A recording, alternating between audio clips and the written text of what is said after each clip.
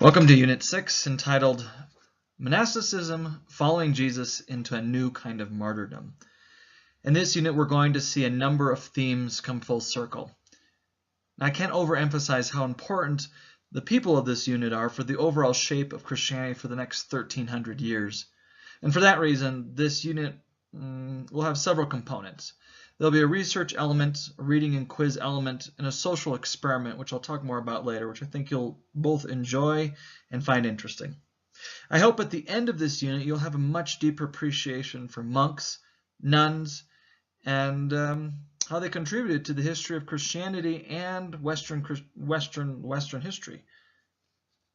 Let's go to the next slide. Now, as usual, before we progress, it's important to set the stage for this new unit by looking backwards. In our previous unit, we looked at the role of spiritual and imperial leadership in the relationship to heresies. Now, the major question that was addressed in our last unit was that of the nature of God, specifically the origin and nature of Jesus as God. Now, through the lens of Arius, the heretic, which you read about, we examine the question of whether Jesus is fully God or was he a created lesser God. Arius popularized the phrase, "There was a time when Jesus was not." This belief really threw the church into a major debate about the nature of the faith. Now, see, if Jesus, the Son of God, was created in time, he's not fully God, and therefore he's not worthy of worship. Now, coming from the Jewish worldview, that would require them not to worship Jesus, because there's only one God and no other. If Jesus wasn't fully God, then he's a false God, and he's not worthy of worship. In fact, anything that he may have done would have been false. And therefore, Christians had no grounds to worship him as their king, as their Lord, and certainly not as God. But the early Christians didn't believe that. They believed that he really was fully God, and it was imperative to the foundation of their faith and their own experience. This is what made them a Christian community. They're following Christ. This question of Jesus' divinity was at the center of several philosophical, when we talk about those themes, philosophical and theological debate, you can see it on the board, during the first several centuries. Just to highlight two, there was one called modalism, which taught that God the Father became God the Son, Jesus, who then became God the Holy Spirit. So he changed form, he morphed. He's not Trinitarian, he's one that changes. Modalism overemphasizes the oneness of God. And then you have adoptionism. There's several heresies. These are two well-known ones that the church struggled with. This heresy taught that the Holy Spirit, or God, filled the body of Jesus, the Nazarene from Nazareth, the man from Nazareth, at his baptism, and then left him on the cross when he died. This belief sounds a bit more like a horror movie than the story of redemption. Okay, now before I wrap up this slide, I do need to mention both the politics and geography. You'll remember Emperor Constantine, you read quite a bit about him last time, his role in calling for the Council of Nicaea to resolve the question of the Arian controversy. This was the first time, and certainly not the last, a secular ruler would believe himself to have the divine right to lead the church, the spiritual body, in resolving church or ecclesiastical matters. Now, this marks the beginning of the blending of church and state in politics. And more often than not, not always, but more often than not, when there is secular leadership over the church, it almost always results in violence, corruption, and the abuse of church powers. So that would be our looking at politics. For the last point, I need to show you this map. Now, Nicaea, which is the location of that famous council called by Emperor Constantine to address the issue of Arius and his teaching, which we already talked about, the time when Jesus was not, the belief that Jesus wasn't fully human. He says, let's have a council of all these leaders, and I'd like it to have it in my backyard. Constantinople is the city in which, as you probably already figured out, was established by Constantine, the guy that we've already been studying. He establishes this as the center of the Roman Empire in his reign in the mid-300s and says this is going to be now the new center of Christianity. Again, we've been tracking this major theme of geography. Here you have the Holy Lands no longer is the Holy Land center of the Christian identity or power, and a lot of that power is going to shift west, beginning here in Constantinople and much later when we get to the popes in Rome, and we'll track that theme in the next couple units. So again, going back to fulfilling our slides, looking at philosophy and theology, politics, and geography, major themes. Now let's move on to the next unit. So let's take a few minutes to set the stage for the development of the earliest monastic communities. Now there are several very important details about the cultural and historical climate of the 2nd and 3rd century in the Roman Empire that gave rise to the reason and shape for monasticism, so that it would take root first in the fringe Christian experience, but then very much would come to the center of Christianity for the next 1500 years. The two characters whose coins are displayed on the right here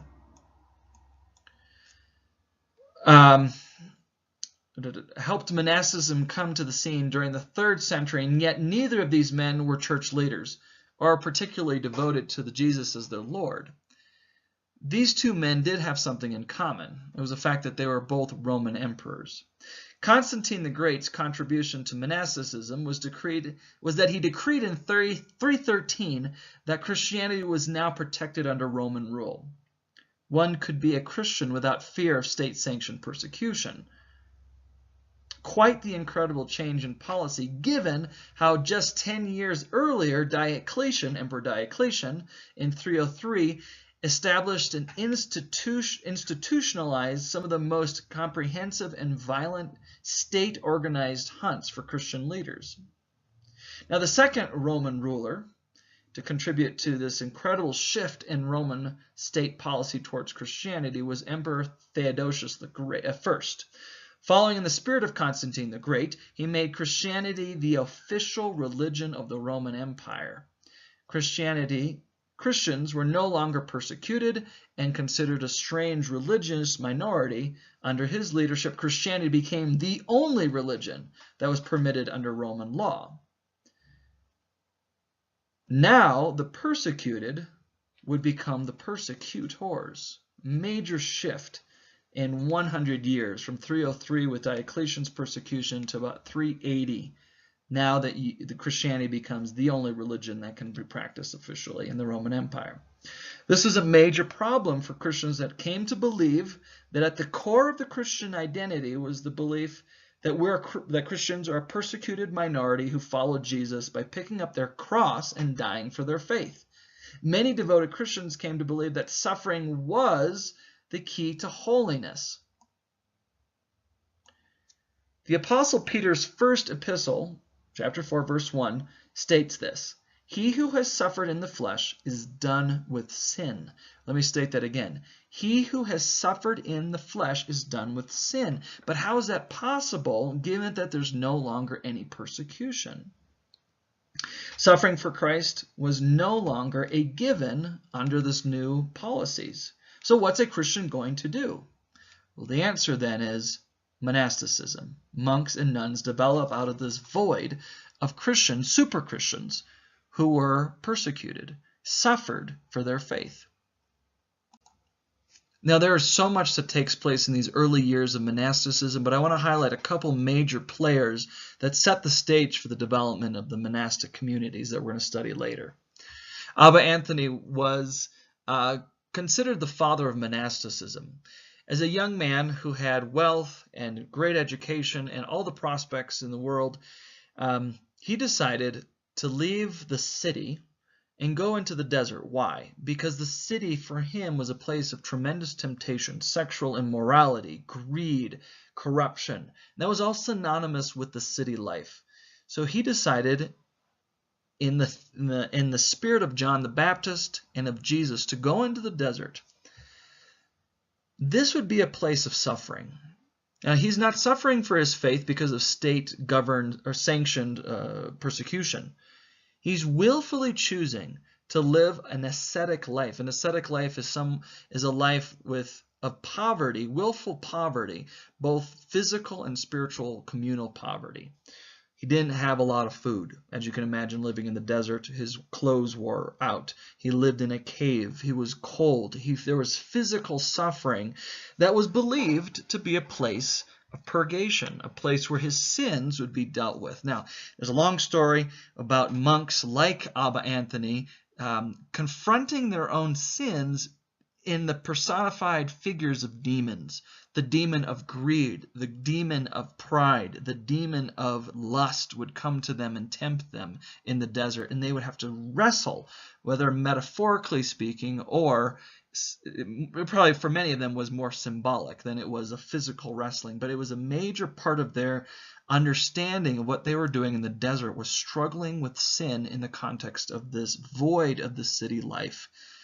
This became the earliest movements of monasticism. People would come out to see Abba Anthony and men and women like him, known as the Desert Fathers and Mothers, who chose willful poverty and became the new kinds of martyrs that people so revered from the first 300 years, the time of persecution. These monks became known as the lone ones. But here's the strange thing. They willfully chose to live solitary lives in the desert. Often you see the picture here of Abba Anthony hiding in a cave. But they were renowned for their self-discipline and their godliness, their holiness, their willingness to struggle with these demons. So then their reputation became a tremendous magnet for men and women to come out and visit them and ask them about the spiritual life, how they might pursue holiness.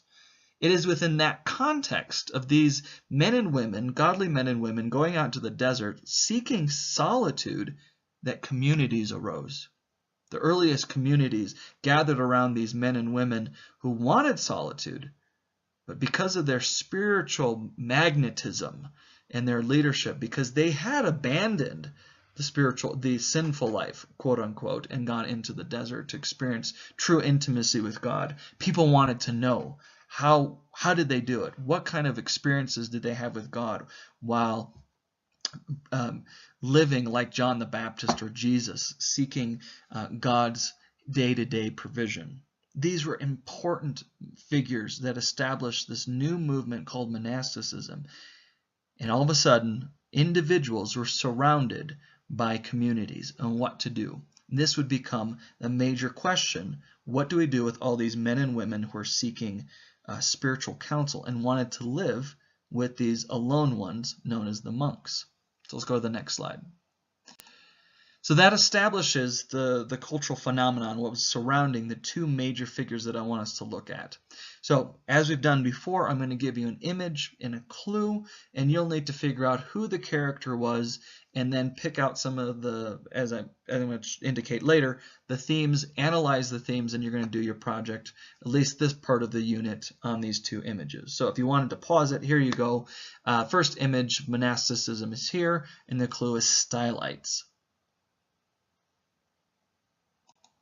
The next image is fairly obvious. You can look at it yourself, and the clue is the rule. For this particular unit on monasticism, I do want you to highlight in your research and your analysis the role of literature, the role of morality, or thinking about good, the nature of good and evil. Again, go back to your analysis questions on the sheet that I gave you at the beginning. Certainly want to look at spirituality, the experience of the divine in monasticism, and then also the role of geography. And that will be fairly obvious once you go into the work here. So as before, you're going to do a PowerPoint or a Prezi presentation or a paper, an essay. You need to identify and summarize the importance of both the individuals indicated in the images and discuss the significance of these two individuals in relationship to each of the following themes: literature, morality, spirituality, and geography. Please take the time also to connect things in our discussion. I do want you to hear, you to reflect, not necessarily officially in the PowerPoint or in the paper, but I will be asking you to continue to connect Titus, the New Testament, Luther, and seeing continued themes being developed in this unit as well. Okay, there'll be some other work that I'll have you do, but that'll be spelled out in the web page. And if you have any further questions, please ask. You know how this works.